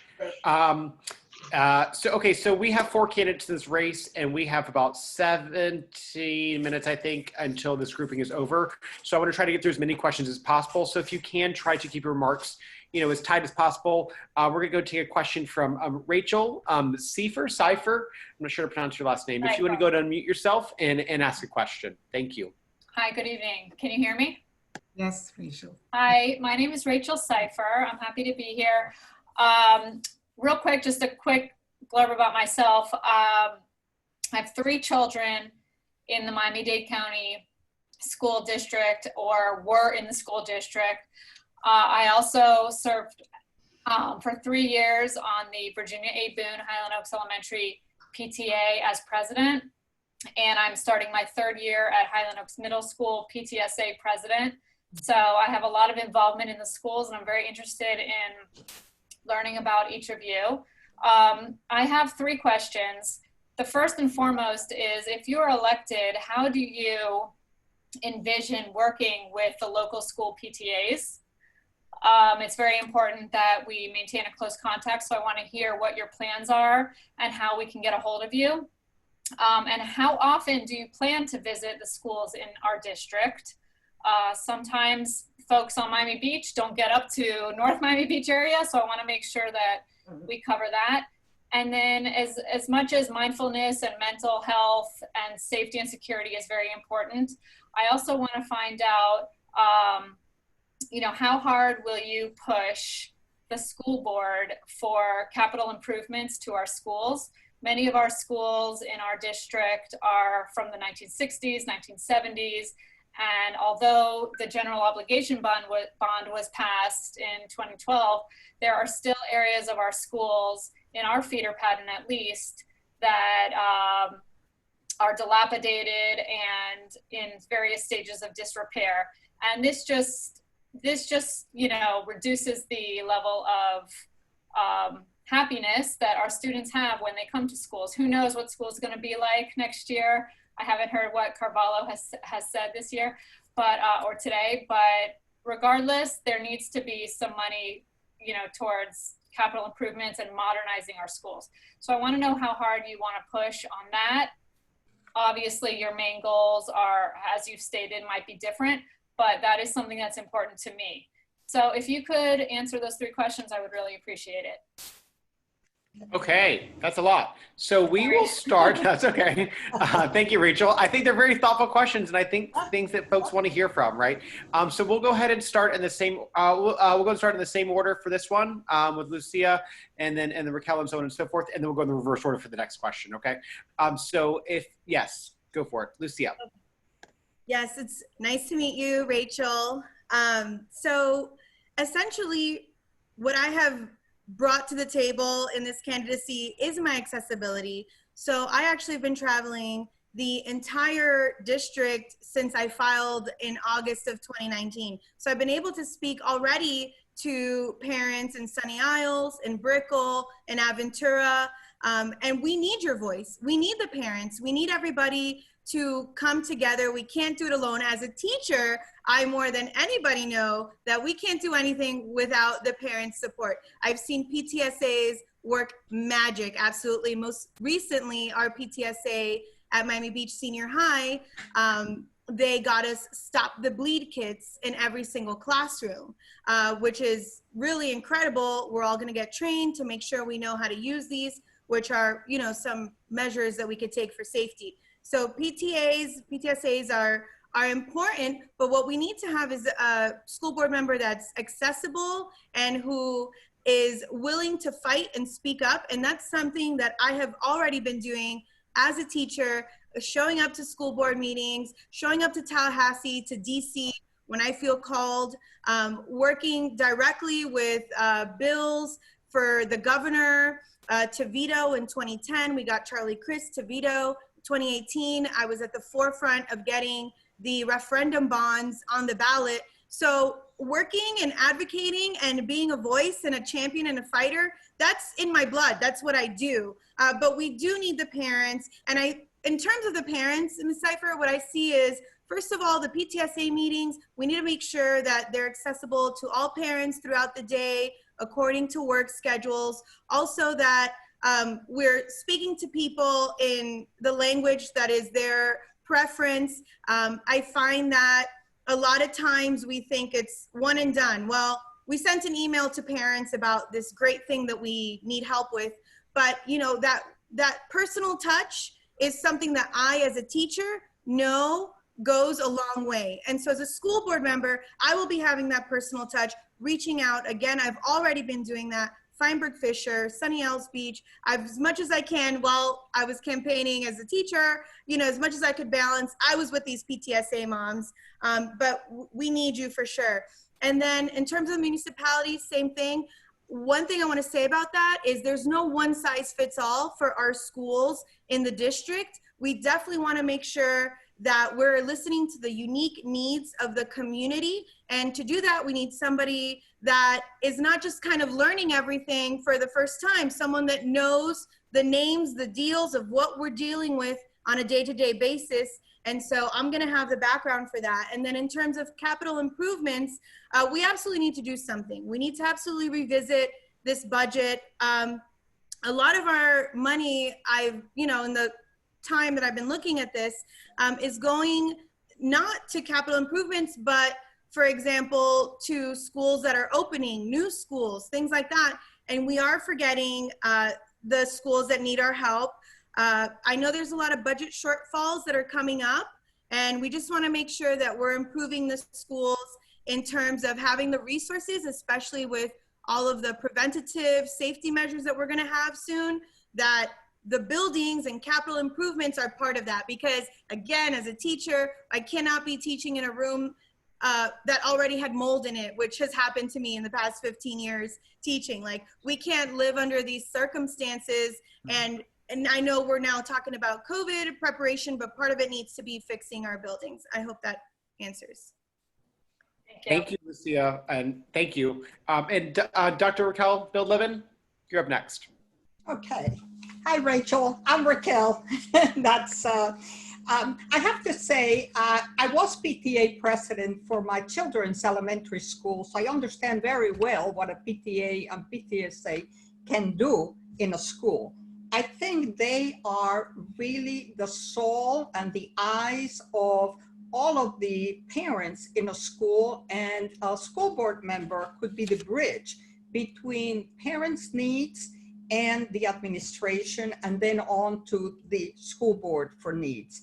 It is very, very vital that a very strong PTA in a school can kind of eliminate sometimes what seems to be cliques in different schools, so that the needs of all of the different either ethnic or culturals in any one school can come together for the overall needs that the students have. As you know, I'm a psychologist. I said that before. So obviously mental health is my priority in this race. I was the first person who joined this race in June of 2019. And believe it or not, there are 52 schools in our district. That's a lot of schools between elementary, middle school, and high school. I visited many of them. I cannot tell you I did 52 because I did not, but I have been talking to a lot of PTA, if not necessarily the presidents, but a lot of the parents that are really in, let me say, leadership positions, as well as parents that are just part of the PTAs. And I believe that when we put mental health in the thoughts of what do we really need, capital improvement, believe it or not, is very related, because where a child goes every day and how the school looks like. And believe it, the one comment I get from everybody is how the bathrooms look like and how terrible they are, and how kids sometimes wait till they get home to go to the bathroom. Yeah. Those kinds of capital improvement reflect a lot on self-esteem, on how proud they are of their schools. So when you think that these are three unrelated questions, the truth is they're all very related. Yes, PTA is important. Yes, capital improvement is important. We do need to see where the budget is going to go for this year. It seems like the budget would be okay for the following year. We need to get creative. We need to see how we can do partnerships with businesses, nonprofits, get grants from the federal government, from the state. I cannot tell you exactly what, but I do think that those concerns are totally relevant today. Thank you. Thank you. And Marcela? Yes, good afternoon, Raquel. How are you? Yeah, I have plans, particularly very close, important plans for the PTA's Parents Association, is for the simple fact that it is in my platform to educate parents about the system. So you guys are so important, and your leadership is so important and influence the whole school. So I want to work together with you for the simple fact that I have so many parents that they do not know the system enough to be actually part of the solution. As you know, I am the candidate of mindfulness. I am actually, I would not call myself an expert, but I have 25 years of experience in that. So for me, bringing seminars of mindfulness, not only for kids, but also for parents and even including teachers, will actually make the difference, not only in the way they behave, the way they feel, but also in the level of concentration. So that will go mixed together. I want to work very close with the PTSA because you guys are the connection to the parents. I see that the parents need to be more into the system, or more support more the teachers and support you, and also the system, because our kids feel lonely. We need to support them in a more thorough way. And my way to support them is to also educate parents and how to prevent our kids from using drugs and from being violent in class. So for me, it's actually very important, your leadership and your capacity. I've been visiting the Sony Arts School and talking to the teacher, to the PTSA, to the parents, not only to the PTSA, but for those that are not part of it. Because I want to hear from everybody. I also been in the crop, as my son used to be part of that school, and also been in the ones in Brickell, or the ones in Miami Beach. So I, yes, have had the sense of some of the issues, and the one of the most important issues that parents have taught me about is the use of drugs and the self-medicating, the levels of anxiety. So of course, mental health and mindfulness, as I am one of the experts, will be as part of my platform. You can even go to my website and you will see how it is written. It's not only words. It's in my life completely. It's been dedicated to help people in mindfulness and mental health and improve their self-esteem. So it is my service, my record of service in my life for more than 20 years, helping the community this way. In terms of capital, I understand and I know, because as a business owner that I am, but I also used to work in nonprofit organizations and in the Miami-Dade County Public Schools, working also in Kiwanis and other areas. I always work together with the private sector, making wonderful partnerships where we can actually bring beautiful donations and things that can work together to improve our schools. As you know, we can make a difference, quite different, a big difference when we bring the private sector to be part of our community. And we know that our schools need help, and they also know it. So we can make miracles by working together with them. I hope I answered your question. Thank you, Marcela. And last but not least, Josh Levy, please. Thanks, Rachel, for that question. I'm going to say the same thing I said to you when you reached out to me yesterday on Messenger. Write this down. This is my cell phone number. Call me anytime. It's 305-799-0991. And I will speak to you anytime you want. I have already been reaching out to all the PTSAs as I was elected the feeder pattern rep for Miami Beach Senior High, for all the schools that flow into it. So I go to as many PTSAs as possible. Also, in terms of your improvement questions, and I'll be quick, this is why I mentioned per pupil spending. I want to make sure that every school gets every dime that they're entitled to. And not every school needs the same things. Miami Beach Senior High needed a new field, and it was formed with a partnership with the community, and now they have a beautiful new field. I want to take my experience as vice chair of the Chamber of Commerce and reach out to our business community to help get involved in projects like that. For example, I know in Aventura, the field is a mess and it needs a new field. I've sat down with the mayor of North Bay Village and talked about what Treasure Island did.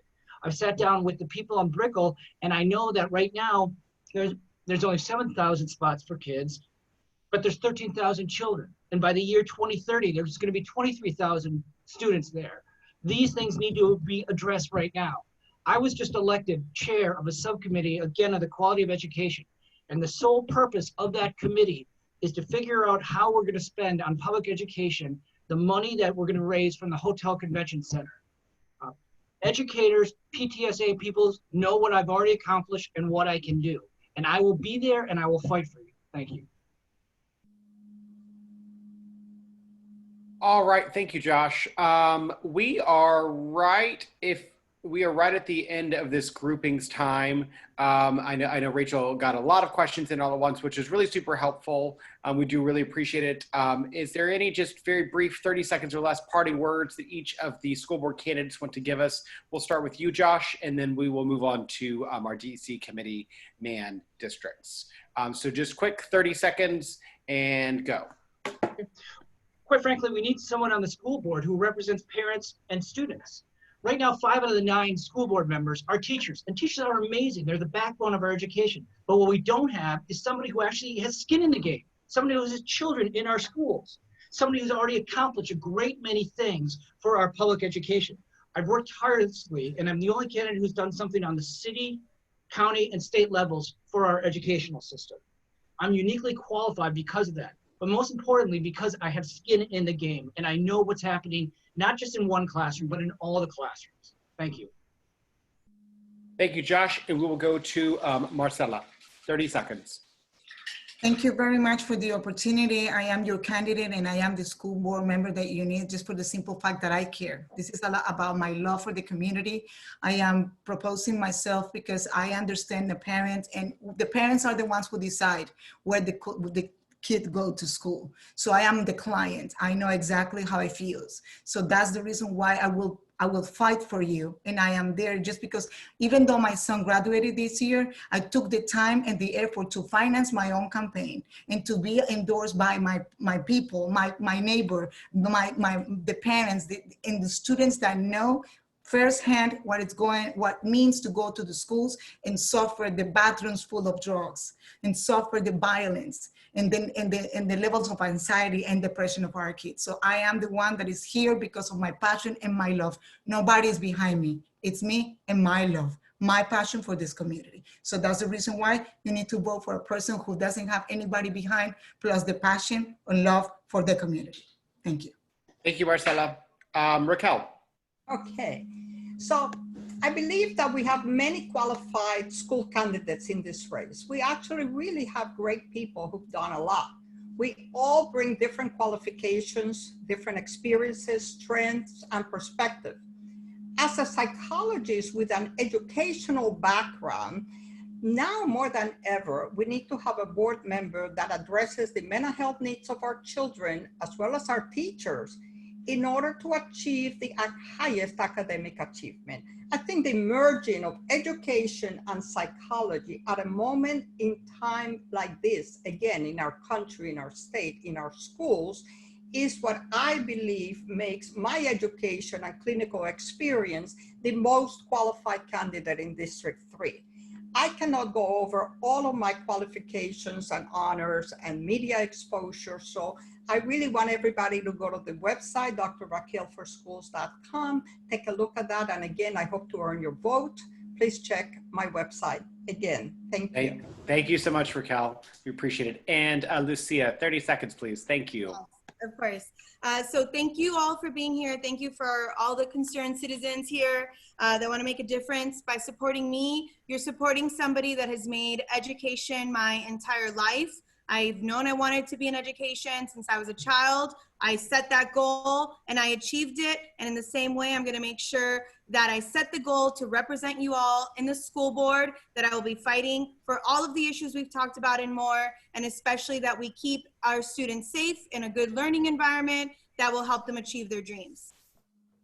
Thank you so much, Lucia. And thank you again to all of our school board candidates. Again, I know that, our school system and, having an open seat and being able to elect somebody new is important to so many of our members and the residents of Miami Beach. And I know that we could have had an entire forum completely on just this school board race. But thank you so much for all of your time. And with that, we're going to move on to our last set of candidates. We wanted to make sure that we heard from everybody that's appearing on the August ballot, all of those Democrats. And so we have DEC Committeeman districts that will be appearing on the ballot. We are, all of the DEC Committeewoman districts were all unopposed. So we have 4 districts that we will be hearing from this evening. We have District 15, 16, 19, and 20. Because some of these don't necessarily fully represent all of Miami Beach or parts of Miami Beach, but are somewhat Miami Beach adjacent, our membership is also diverse like that too. There may not be a club in Bal Harbour, so folks from Bal Harbour might come down to our club, and maybe if you live over in Midtown and you want to come and join our club, we have folks that do that as well. So we wanted to make sure that we use those Miami Beach districts and those that are Miami Beach adjacent and included them as well. So they may or may not be appearing on your ballot, but some of the next candidates could be appearing on the ballot. So first up, we have Evan Shields for District 15. We are going to set the clock for 2 minutes, and we're just doing introductions from our DC Committeeman candidates. So Evan, if you want to go and unmute yourself, and Mike, if you will set the clock for 2 minutes, if you are still on, and if not, I got you. Got it. Perfect. Thank you.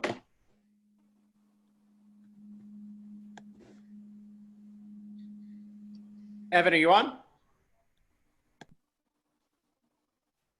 Can you hear me now?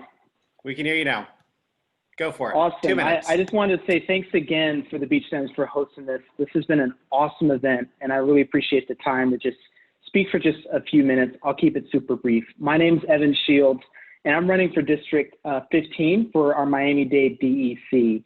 As was mentioned at the top, it represents some of Miami Beach's northern municipalities, including Indian Creek, Bay Harbor Islands, Bell Harbor, Surfside, some areas which may not directly be within Beach Dems territories, but are absolutely a part of everything that the Beach Dems are standing and organizing for.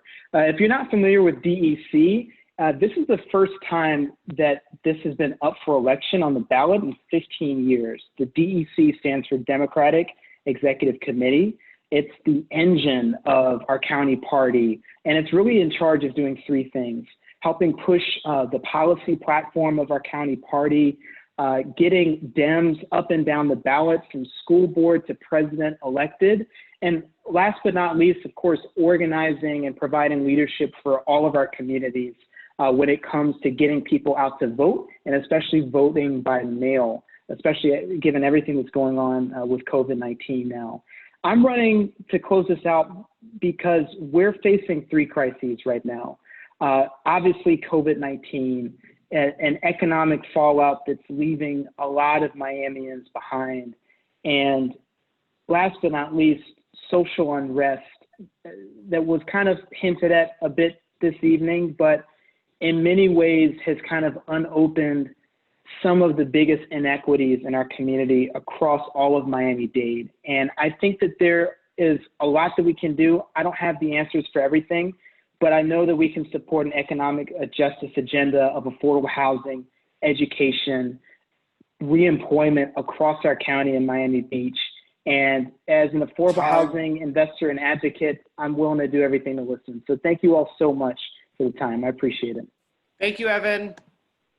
Next up, we have District, sorry, I guess I should say, we extended an invitation to his candidate, but did not hear back from them to join us this evening. So we're going to move on to District 16. We have two candidates, David Geller, who is with us, and I know Ariel Morel was with us earlier, but if he is not, he sent me something to read off if he's not with us. I don't know if he is, but so we'll go and start. David, you, 2 minutes. Clock All right. starts. All right, can you hear me? Okay, first of all, my name is David Geller, and I'm running for DEC committee person, District 16. I'm very excited. This is my first time ever on a ballot. I've been very active with the DEC for years, very active in our party, nationally, statewide, and it's very exciting to be on this side of the ballot. You know, I've been very helpful for candidates up and down for years. Been worked on, you know, both as a volunteer and staffer for national campaigns, statewide campaigns, down to local campaigns. I'm a lawyer by training. I currently work doing policy work for State Senator Annette Taddeo, and I'm also an adjunct professor for FIU, and I teach high school students criminal justice, criminology. And, you know, I'm very active in the policies that are really important to us. You know, I both as a teacher and helping guide policy in our state government. And I really want to take those experiences, and I really look forward to running a campaign. I have never done it myself, so I'm very excited about that. And I really hope to continue working in our DEC and pushing good policy, helping candidates everywhere I can, and continuing to work with everybody here. And just thank you so much for the opportunity. I'm really, really excited. And the district I'm running in is the North Beach area, the North Beach corridor. 71st is where I live. And so, yeah, that's me. And I look forward to working with everybody. Thank you. Good. Thank you so much, David. I don't think I have Ariel on here. Ariel wanted me to express to you all that he is a 17-year member of the community and the DEC. He has served within the Miami Beach Democratic Club for the last 2.5 years as the vice president, and is actively involved with the community in various boards, etc. He'll be reaching out to District 16 members in the next couple of weeks, and he looks forward to speaking with you accordingly. All right. So that's your District 16 committeemen that are running. Again, like David said, this is more of the North Beach area.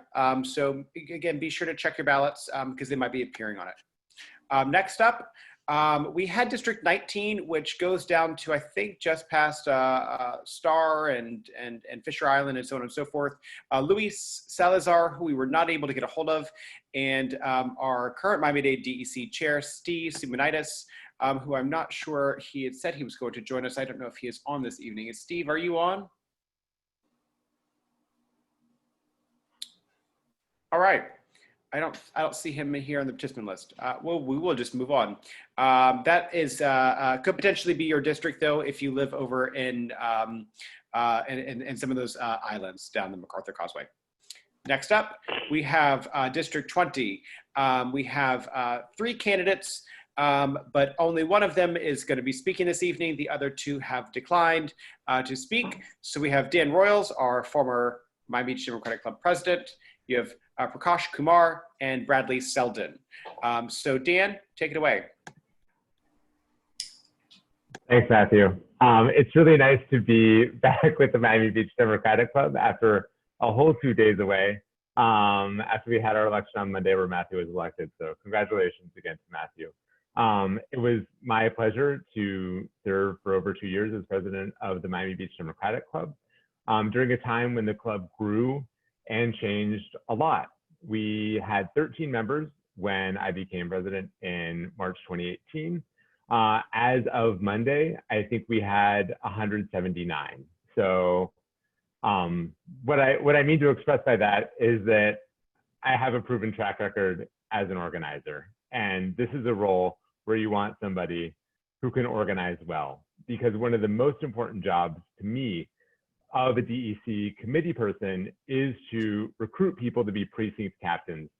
So in every voting precinct, we will have at least 2 volunteers identified who will be the point person or the point people for people in that voting district, so that people understand that the Democratic Party is not a disembodied entity, but one that is responsive to their everyday needs and concerns, and can turn those people out to vote when it comes to election time. So again, I'm running in District 20. If you live in County Commission District 5, Eileen's district, and you're on the beach, aside from Star Island, Treasure Island, and Hibiscus Island, then you're in District 20. It goes from Fisher Island to South Beach, all the way up Collins Avenue to about 69th Street. So, you know, it's a really cool chunk of Miami Beach, and I'm really excited to be on the ballot and hope to represent it, you know, after August. So thanks very much. Thank you, Dan. All right, well, this doesn't quite conclude our entire program, but includes all of our candidates. So just very quickly, I wanted to let everybody know, just a quick reminder, this recording will be sent out via our email and our social media channels. We will be providing contact information in the form of the website and Facebook for all of the Democratic candidates that are appearing on the August ballot early next week. We do invite you to like us on Facebook, sign up to receive our newsletters and our emails on our website, which is miamibeachdems.org. And if you do feel so inclined, you want to get involved, we are holding phone banks every single week. Right now, they're being held every Tuesday evening, Thursday evening, and Saturday. So you can sign up on our Facebook page. And one last shameless plug for doing your census, my2020census.gov. Please share that far and wide. It is so vitally important for Miami-Dade County to draw down its fair share of federal funds, and Miami Beach, so you know as well, we are not doing so well on our counts. We could do even better, so make sure you share that far and wide. And last but not least, as we heard from our County Commissioner Eileen Higgins and so many other great candidates tonight, please sign up to receive your ballot in the mail. You can do so by going to the website votefromhome.miami. Again, that website is votefromhome.miami. I do want to thank every single one of you who chose to spend the last 2 hours with us tonight. We got to hear from some amazing candidates this evening, and we do invite you to check them out on Facebook, check out their websites, learn more about them, study up, Absentee ballots are dropping on July 16th. Look for those in the mail. And again, thank you all so much for spending your evening with us. Have a great night. Good night. Good night, everybody.